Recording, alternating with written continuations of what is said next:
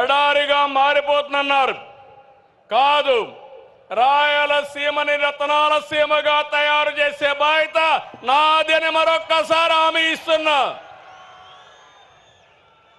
రాష్ట్రానికి ఒక మణిహారంగా మారుస్తాం.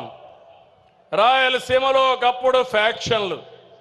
నేనే ఆ రోజు ఎవరైనా సరే రాయలసీమ గడ్డ పైన ఫ్యాక్షన్ ఉండడానికి వీలు లేదని కఠినంగా వ్యవహరించా. ఈరోజు ఏం తమ్ముళ్ళు ఫ్యాక్షన్లు ఉన్నాయా అని మిమ్మల్ని అడుగుతున్నా. దీనివల్ల అభివృద్ధి అవుతా ఉందా లేదా అని మిమ్మల్ని అడుగుతున్నా.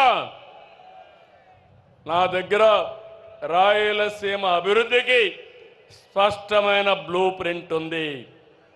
ఎడ్యుకేషన్ సంస్థలు, ఇరిగేషన్, హార్టికల్చర్, పరిశ్రమలు, గ్రీన్ ఎనర్జీ, టూరిజం, హైవేలు, పారిశ్రామిక కారిడార్లు, ఇండస్ట్రియల్ నోడుతో రాయలసీమను ఏం చేయాలనో ఒక పక్కా ప్రణాళిక ఉంది.